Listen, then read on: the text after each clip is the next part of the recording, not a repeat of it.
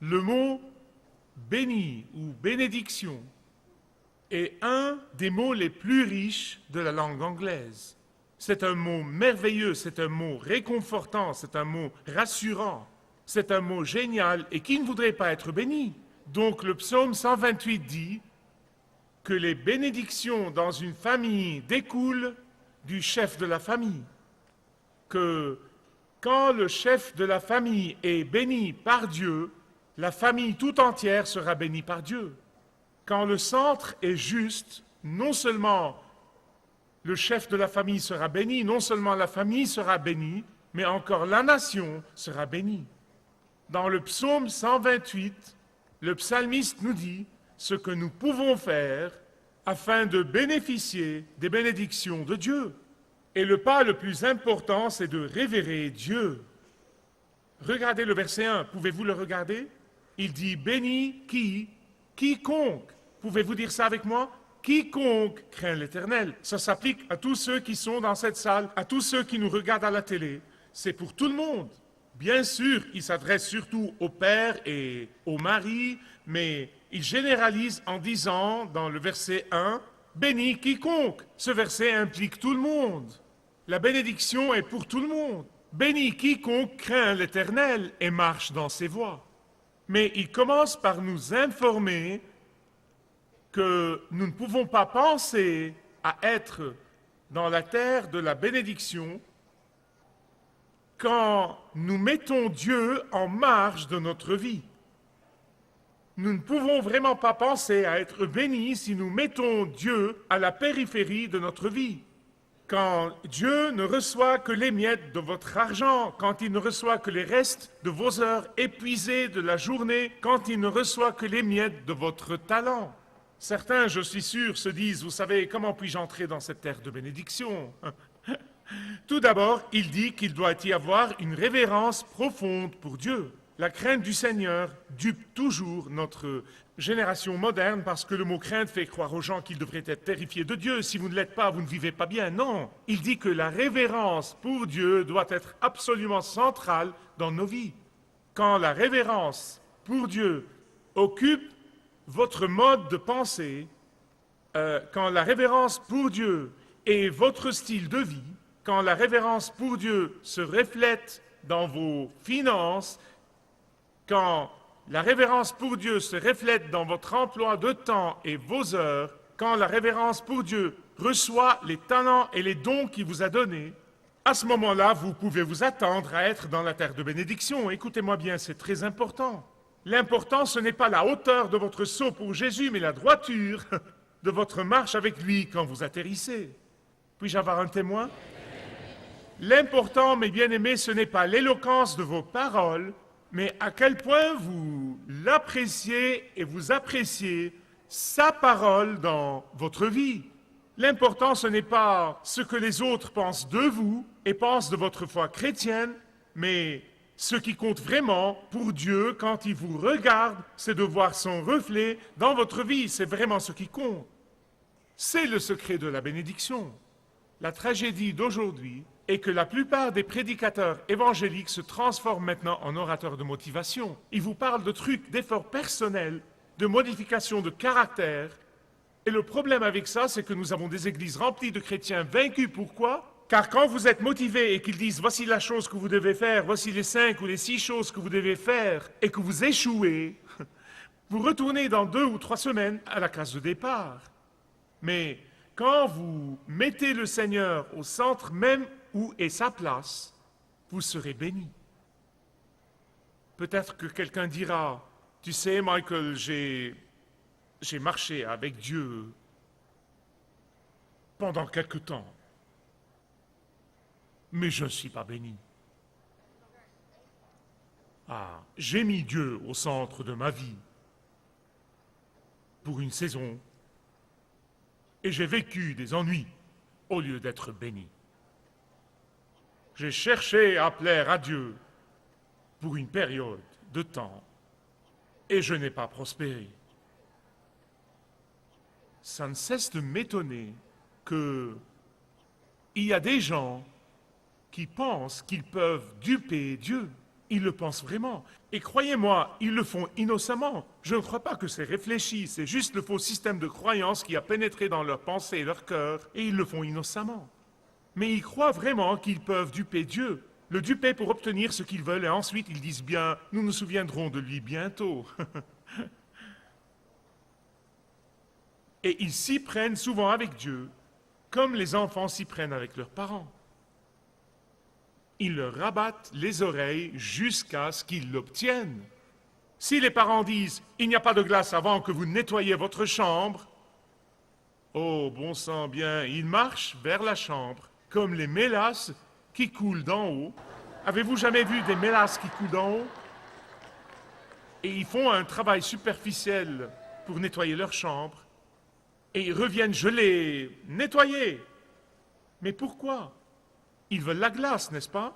C'est ainsi que certaines personnes s'y prennent avec Dieu, vraiment. Qu'est-ce qui arrive après que vous l'ayez? Bien-aimés, écoutez-moi s'il vous plaît. Ce n'est pas la façon de faire de Dieu. C'est pourquoi je vous dis jour après jour, passez un temps dans la parole de Dieu. Pourquoi? Pour que vous compreniez le caractère de Dieu, comment il a travaillé dans la vie des autres et comment il travaille dans notre vie, pour que vous le connaissiez et que vous connaissiez son caractère, pour que vous sachiez que vous ne pouvez pas le duper. Vous ne pouvez pas faire ça avec le Dieu Tout-Puissant. Les païens font ça avec leur Dieu. Ils essayent d'apaiser leur Dieu pour obtenir ce qu'ils veulent. Mais notre Dieu sait quelles sont nos pensées avant que nous ne les pensions. Notre Dieu sait quels sont nos motifs avant nous. Notre Dieu sait quels sont nos désirs, même nos sentiments cachés. Il n'y a pas de technique, il n'y a pas de faites ces choses et vous aurez ce que vous voulez. Et tous ces trucs-là, c'est le paganisme qui a envahi l'Église. Question. Quand vous mettez Dieu exactement au centre, à quoi devez-vous vous attendre de Dieu? Nous parlons sur le long terme. Je parle du changement de style de vie. Regardez le psaume, il dit « Tu mangeras du travail de tes mains ». On passe aux choses sérieuses, d'accord? C'est une chose sérieuse. Il ne dit pas que vous allez vous complaire dans votre sainte assurance et ne rien faire et que Dieu va les déverser du ciel sur vous. Il ne dit pas ça du tout. Il dit que vous serez bénis par votre labeur. Votre labeur sera agréable. Votre labeur sera productif. Mais il y a plus. Les bénédictions et la prospérité seront les vôtres. La deuxième bénédiction, il a dit, ta femme sera au-dedans de ta maison comme une vigne féconde. Tes fils seront comme des plants d'olivier autour de ta table. Il y a plusieurs bénédictions ici, laissez-moi les parcourir rapidement. Dieu va bénir le travail de vos mains. Et il dit que si vous craignez le Seigneur, si vous obéissez au Seigneur, si le Seigneur est le centre de votre style de vie, à ce moment-là, rien de ce que vous faites ne sera inutile. Votre travail sera fructueux, vos projets prospéreront, votre famille prospérera. Cela veut-il dire que vous n'allez pas faire face à des périodes difficiles, que vous n'allez pas rencontrer des difficultés? Bien sûr que non. Avez-vous des problèmes? Bienvenue à la race humaine. Nous en avons tous. Mais vous savez quoi? Quand le Seigneur est au centre, quand il est au centre, même les difficultés dans votre vie, même les problèmes dans votre vie vont vous rendre plus fort et non pas vous faire céder. En fait, quand Dieu est vraiment au centre, même pour vos problèmes, la situation sera renversée dans l'économie de Dieu et il les transformera en bénédiction. Puis-je avoir un témoin? J'ai vu cela arriver dans ma vie. Je suis sûr que c'est arrivé dans la vie de beaucoup d'entre vous. En fait, beaucoup d'entre vous connaissent bien mon témoignage, et je le répète souvent pour la gloire de Dieu. À l'époque où j'ai fondé l'Église, j'étais le seul pasteur ici et j'étais exténué. Non, mais du petit matin jusqu'à tard dans le soir, j'allais jour après jour, 7 jours par semaine. Je bossais. Je ne faisais rien de mauvais, je servais. Vous dites, quel mal y a-t-il à ça? Écoutez-moi avec soin, s'il vous plaît. J'ai laissé le ministère devenir le centre et non pas le Seigneur. Certains d'entre vous dans le ministère, certains d'entre vous qui servez, faites très attention. Faites attention de peur que votre service et votre ministère ne deviennent votre idole, comme c'était le cas dans ma vie. Dieu est un Dieu jaloux. Mais écoutez, quand il est au centre, votre ministère sera béni 10 000 fois plus. Non pas le ministère, mais lui. Et à l'époque, à la fin des années 1980, quand j'ai fait une promesse au Seigneur, et j'ai tenu ma promesse au Seigneur quand j'ai changé mon style de vie et que je l'ai mis au centre avant tout, et non pas le ministère, je peux vous témoigner à la gloire de Dieu que les choses qui me prenaient des semaines ou des mois pour les faire me prenaient maintenant des heures. Pourquoi? C'est comme ça que Dieu bénit. C'est la qualité et non pas la quantité.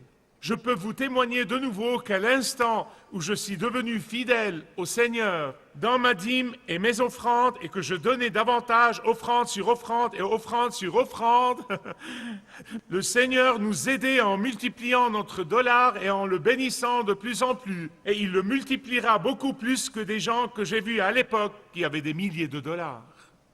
C'est la théologie de prospérité, c'est la qualité. Dieu peut bénir le peu que vous avez d'une façon spectaculaire. Et vous n'êtes pas obligé de me croire, croyez la parole de Dieu.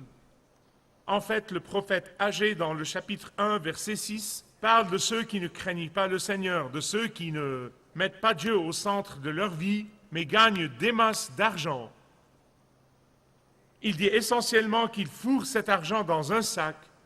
Et le problème est qu'ils ne peuvent pas être bénis, ils ne peuvent pas être bénis, ils rembourrent le sac et ne peuvent pas être bénis. Dit-il, pourquoi? Il y a un trou au fond.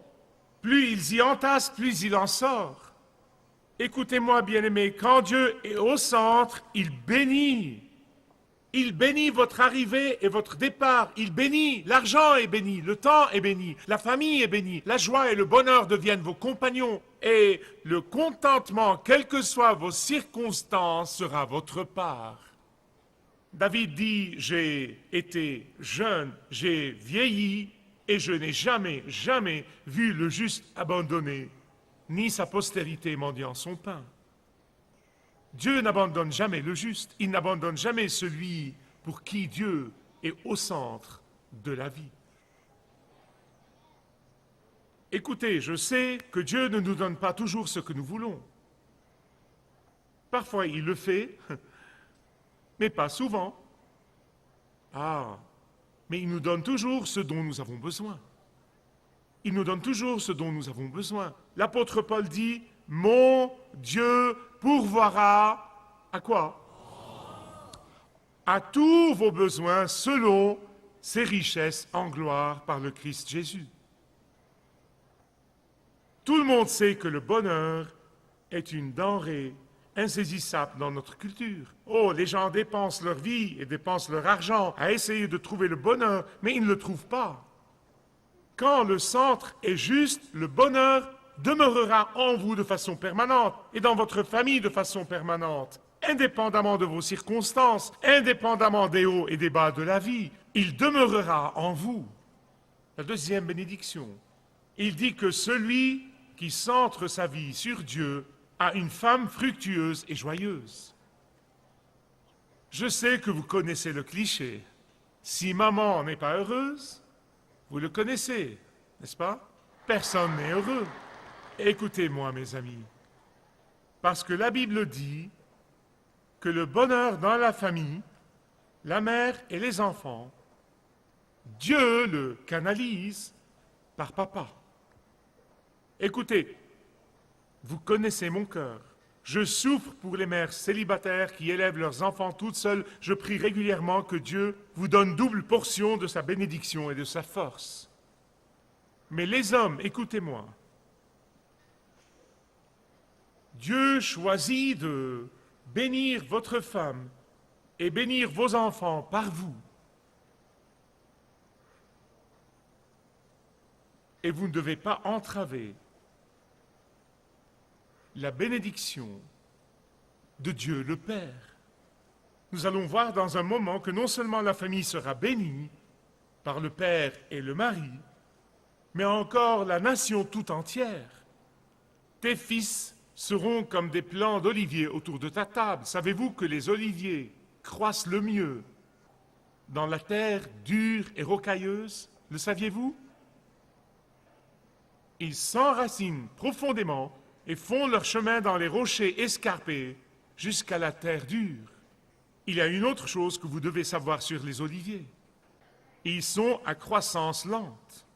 En fait, vous ne pouvez même pas y voir des olives pendant les 7 premières années. Et même à ce moment-là, ces olives ne sont pas bonnes. Ce n'est qu'après 10 à 15 ans que vous aurez de bonnes olives de ces oliviers. Ils sont à croissance lente. Mais l'olivier continue à être extrêmement productif pendant beaucoup d'années à venir. Papa et maman, je sais de première main à quel point les quelques premières années de la vie des enfants sont rudes et difficiles et dures. Je le sais, ma femme le sait, nous le savons tous les deux. Chaque étape a ses propres défis. Mais maman et papa, laissez-moi vous encourager. Ça va en s'améliorant. Ça va en s'améliorant.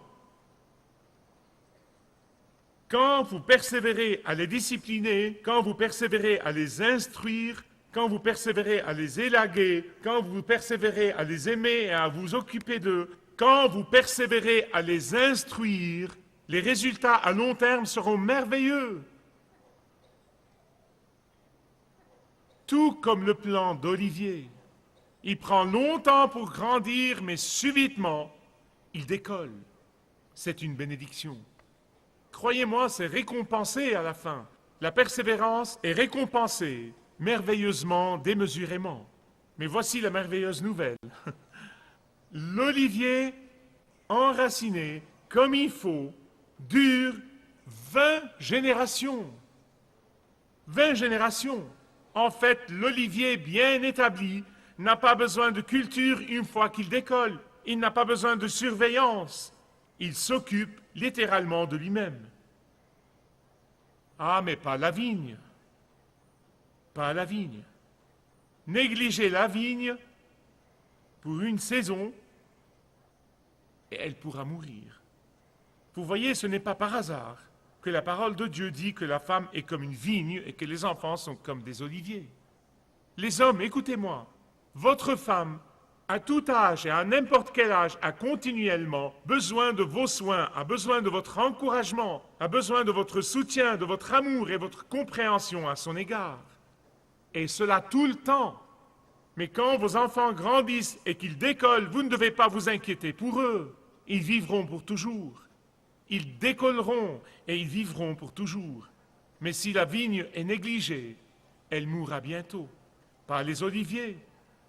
C'est pourquoi la Bible dit « Instruis l'enfant selon la voie qu'il doit suivre ». Elle ne dit pas « Instruis l'enfant selon la voie qu'il veut ou qu'elle veut suivre ». C'est ce que nous faisons dans notre culture aujourd'hui. Les parents suivent les enfants. Mais la Bible dit « Instruis l'enfant selon la voie qu'il doit suivre, et quand il sera vieux, il ne s'en détournera pas ». L'olivier est un arbre à feuillage persistant. Persistant. S'il est planté correctement dans la bonne terre, il montrera sa beauté, quelle que soit la saison et le temps. Et c'est exactement ce que Dieu dit aux mamans et aux papas aujourd'hui. Il dit que s'il est lui-même, et quand il est lui-même au centre, et que le centre est juste, vos enfants deviendront des arbres à feuillage persistant, c'est-à-dire ils vivront pour toujours, ils vivront pour l'éternité, non seulement pour avoir la vie éternelle, mais encore pour passer votre héritage à la génération d'après. La famille sera non seulement bénie, versets 5 et 6 très rapidement, mais elle sera une bénédiction pour la nation. Laissez-moi vous dire pourquoi. Regardez les versets 5 et 6. L'Éternel te bénira de Sion et tu verras le bonheur de Jérusalem. Qu'est-ce que c'est? La capitale. Vous voyez, les capitales, c'est là où a lieu la prise de décision, où la société est influencée de la capitale. Et c'est ce que fera la famille centrée sur Dieu. Elle influera sur la culture, elle influera sur la société, elle influera sur le gouvernement, elle influera sur les décideurs, elle influera même sur l'avenir de la nation. Si vous désirez connaître Dieu d'une manière personnelle, demandez le livret « Retrouvez la joie que vous avez toujours désirée » et vous pourrez découvrir l'amour de Dieu pour vous et apprendre comment expérimenter son pardon.